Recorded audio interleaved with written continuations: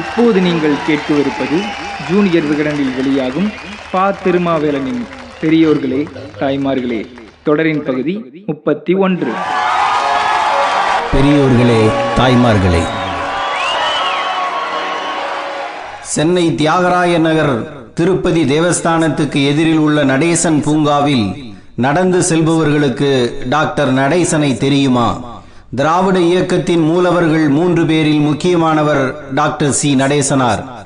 ரவீந்திரநாத் தாகூரின் சாந்தி நிகேதன் போல தென்னிந்திய மாணவர்கள் தங்கி படிக்க திராவிடர் இல்லத்தை திருவல்லிக்கேணியில் தொடங்கியவர் நடேசன். இன்று விடுதிகள் இல்லாத கல்லூரிகள் இல்லை. விடுதிகளையே நட்சத்திர உணவகங்களாக மாற்றி வைத்திருக்கிறார்கள். பணம் கட்டினால் பங்களா விடுதிகளில் தங்கலாம். ஆனால் 100 ஆண்டுகளுக்கு முன்னால் கல்லூரிகள் குறைவு. இருக்கும் கல்லூரிகளில் விடுதிகள் கிடையாது. விடுதிகளே இருந்தாலும் பணங்கட்டி படிக்க வசதிகள் இருக்காது. வசதிகள் இருந்தாலும் எல்லா விடுதிகளிலும் எல்லா ஜாதியினரையும் சேர்ப்பது இல்லை. எனவே கிராமப்புறத்தில் இருக்கின்ற ஒருவருக்கு கல்லூரியில் இடம் கிடைப்பதை விட சிரமமானது எங்கே தங்கி கல்லூரிக்கு போவது என்பது. இத்தகைய சூழ்நிலையை கருதி பார்த்துதான் திராவிடியன் ஹோம் என்ற திராவிடர் இல்லத்தை 1914 திறந்தார் நடேசன். பிற்படுத்தப்பட்ட மாணவர்கள் சென்னைக்கு படிக்க வந்தபோது தங்குவதற்கான கல்வி இல்லமாக அது அமைந்தது. வசதி இருப்பவர்கள் பணம் கட்டியும் தங்கி படிக்கலாம். வசதி இல்லாதவர்கள் பணம் கட்டாமலும் தங்கி படிக்கலாம். உணவு விடுதியோடு மாணவர்களுக்கான அருமையான நூலகமும் அதில் இருந்துள்ளது. இதில் தங்கி படித்த R.K. சண்முகம் செட்டியார் தான் பிற்காலத்தில் சுதந்திர இந்தியாவின் முதல் நிதியமைச்சராக உயர்ந்தார். இதில் தங்கி படித்த S. சுப்பிரமணியம் நீதிபதியாகவும் நாராயணசாமி அண்ணாமலை பல்கலைக்கழக துணைவேந்தராகவும் ஆனார்கள். இந்த இல்லத்தில் மாதந்தோறும் சொற்பொழிவுகள் நடக்கும். முன்னேற்றத்துக்கான சூழ்நிலைகள் என்ற தலைப்பில் அன்னி பெசன்ட் அம்மையாரும், நமது தற்கால சமுதாய தேவைகள் என்ற தலைப்பில் சிந்தனை சிற்பி மாவே சிங்காரவேலரும் இங்குதான் பேசினார்கள். சர்பி தியாகராயரும் டாக்டர் T.M. நாயரும் இங்கு சொற்பொழிவு ஆற்றியுள்ளார்கள். ஒருவருக்கொருவர் பேசிக்கொள்ளாத இவர்கள் இருவரையும் இந்த இடத்தில் வைத்துத்தான் சமாதானம் பேசி நீதி கட்சி என்று அழைக்கப்படும் தென்னிந்திய நல உரிமை சங்கம் அமைக்க நடேசன் அடித்தளம் அமைத்தார். உலகத்தில் மிகச் சிரமமானது கட்சி நடத்துவது அல்ல, 2 தலைவர்களுக்கு இடையில் நண்பர்களாக இருப்பது. 2 பேருக்கும் அவர்கள் ஏற்றுக்கொள்ளும் வண்ணம் நல்லது கெட்டது சொல்லி இருவரது நம்பிக்கையும் பெறுவது சட்டமன்ற தேர்தலில் வெற்றி பெறுவதை விட சிரமமானது. அப்படி எதிரும் புதிருமான தியாகராயருக்கும் T.M. நாயருக்கும் நல்ல பிள்ளையாக நடேசன் இருந்தார். முதல் தேர்தலை எதிர்கொள்வதற்கு முன்பே T.M. நாயர் இறந்து போனார். தியாகராயரும் நடேசனும் சேர்ந்து பாடுபட்டுதான் நீதி கட்சியை ஆட்சியில் உட்கார வைத்தார்கள். முதலமைச்சர் பதவியை நிராகரித்த தியாகராயர் நியாய தர்மப்படி பார்த்தால் டாக்டர் சி. நடேசனை தான் அந்த நாற்காலியில் உட்கார வைத்திருக்க வேண்டும். படித்தவர், அதுவும் மருத்துவம் படித்தவர். மருத்துவத்தை சேவையாக நினைத்து பலருக்கு இலவசமாக பார்த்தவர். தான் சம்பாதித்தால் போதும் என்று வாழாமல் ஒடுக்கப்பட்ட மக்களின் உயர்வுக்காக திராவிட இல்லம் கண்டவர். அது ஏதோ தங்கி படிக்கும் விடுதியாக முடங்கி போய்விடாமல் அதனை அறிவு கருவூலமாக மாற்றியவர். வசதி படைத்தவர். அந்த வசதியை முறைப்படி பெருக்கியவர். பிராமணர்களுக்கு பிடிக்காத கட்சி என்று சொல்லப்பட்ட நீதி கட்சி சார்பில் நின்று பிராமணர்கள் வாக்குகளையும் வாங்கியவர். அப்படிப்பட்டவருக்கு முதலமைச்சர் பதவி வந்திருக்க வேண்டும். பாழாய் போன ஈகோவும் தமிழரா தெலுங்கரா என்ற அரசியலும் சேர்ந்து நடேசனாரை புறந்தள்ளியது.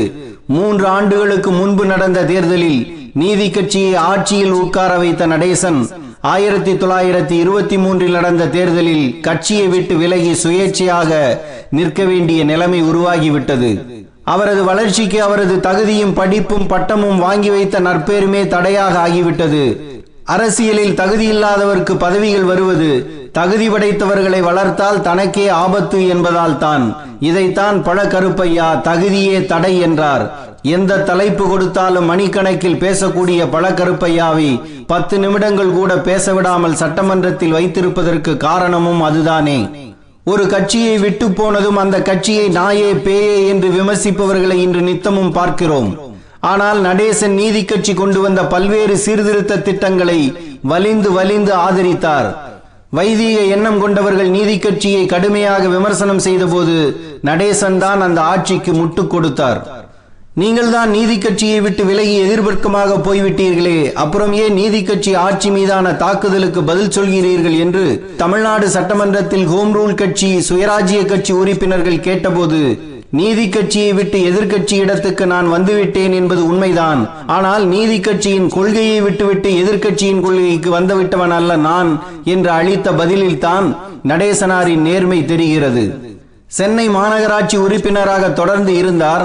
மேயராக ஆக விரும்பினார். 3 முறை முயன்றார். முதல் 2 முறையும் பதவி ராமசாமி முதலியாருக்கு போய்விட்டது. 3வது முறை ராஜா சார் முத்தையா செட்டியார் அந்த பதவியை கைப்பற்றினார். நடேசனாருக்கு முதலமைச்சர் பதவி கிடைத்திருக்க வேண்டும், கிடைக்கவில்லை. அமைச்சர் பதவியாவது தரப்பட்டிருக்க வேண்டும், அதுவும் தரப்படவில்லை. சென்னை மாநகராட்சியின் மாட்சிமை தங்கிய மாநகர தந்தையாக ஆகவும் அவரை விடவில்லை. இறப்பதற்கு முந்தைய ஆண்டில் சட்டசபை துணைத் தலைவர் பதவி கிடைத்தது. 1937 நடேசனார் இறந்து போனார். நடேசனாரின் இரங்கல் கூட்டத்தில் அன்றைய சென்னை மாகாண முதலமைச்சர் கூர்மா வெங்கடரெட்டி பேசும்போது 15 ஆண்டுகள் அரசியல் ஆதிக்கத்தை அடைந்திருந்த ஒரு கட்சி அவருக்கு ஓர் உயர்ந்த பொறுப்பை நிச்சயம் கொடுத்திருக்க வேண்டும், ஆனால் கொடுக்கவில்லை என்று நொந்து போய் சொன்னார். நடேசனாருக்கு ஏன் இந்த நிலைமை ஏற்பட்டது என்பதை தந்தை பெரியார் அன்றே பட்டவர்த்தனமாக சொன்னார். டாக்டர் சி நடேசனாருக்கு நன்றி விசுவாசம் காட்ட கடமைப்படாத தமிழ் மகன் எவனும் எந்த நாட்டிலும் இருக்க மாட்டான். தோழர் நடேச முதலியாரிடம் உள்ள அருங்குணங்களில் சூது வஞ்சகமற்ற தன்மையே முதலாவதும் 2வதும் 3வதும் ஆகும். சூது அற்றவனும் வஞ்சகமற்றவனும் உலக போட்டியில் ஒரு நாளும் வெற்றி பெற மாட்டான் என்கின்ற தீர்க்க தரிசன வாக்கியத்துக்கு எடுத்துக்காட்டாக இருந்தவர் நடேசன் என்று அன்றைய தினமே தனது குடியரசு இதழில் எழுதினார் பெரியார். இன்றிலிருந்து 103 ஆண்டுகளுக்கு முன்னாலேயே திருவல்லிக்கேணியில் சொந்த கட்டடம் கட்டி திராவிட இல்லம் தொடங்கிய நடேசனாரின் வாரிசுகள் எங்கே இருக்கிறார்களோ, எப்படி இருக்கிறார்களோ? ஆனால் நடேசனார் கண்ட இயக்கத்தை வைத்து அதிகாரத்துக்கு வந்தவர்கள் செல்வ இல்லங்களில் திளைத்துக் கொண்டிருக்கிறார்கள். இந்த நடேசனாருக்கு ஒரு சிலையை அவர் பிறந்த பொன்னேரிக்கு அருகில் உள்ள சின்னக்காவனம் கிராமத்தில் அமைக்க வேண்டும் என்று மீஞ்சூர் பாஸ்கர் சுந்தரம் என்ற திமுக பிரமுகருக்கு கட்டளையிட்டார் திமுக பொதுச் செயலாளர் பேராசிரியர் க அன்பழகன். அண்ணா அறிவாலயத்தின் முகப்பில் இருக்கும் அண்ணா சிலையை செய்த சிறந்த சிற்பியான மீஞ்சூர் தீனதயாளனிடம் பணிகள் ஒப்படைக்கப்பட்டு அவரும் சிலை செய்து 5 ஆண்டுகள் ஆகிவிட்டன. சிலை இதுவரை திறக்கப்படவே இல்லை. சிலை வைப்பதற்கான அனுமதியை திமுக தலைமை கழகம் இன்று வரை தரவில்லையாம். அன்பழகன் மீதான கோபத்தை நடேசனாரிடமா இவர்கள் காட்டுவது? இதிலுமா கேவலம் ஜாதி அரசியல்? நடேசனுக்கு சிலை திறக்காமல் தடுக்கப்பட சொல்லப்பட்ட கேவலமான காரணத்தை இங்கு திரும்பச் சொல்ல முடியாது. அந்த அசிங்கம் அவர்களிடமேயே இருக்கட்டும்.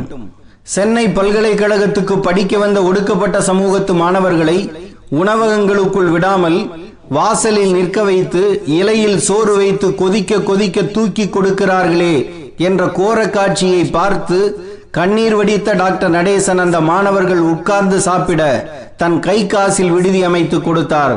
அந்த விடுதிதான் ஒடுக்கப்பட்ட மாணவர்களுக்கு உயிர் ஊட்டியது. அந்த நடேசனுக்கு மீஞ்சூரில் சிலை வைக்க பெரிய மனிதர்கள் யாரும் இடம் தரவில்லை. வசதியில்லாத பாபு என்ற நடேசனின் ஜாதியை சாராத ஒரு தோழர் இலவசமாக இடம் கொடுத்தார்.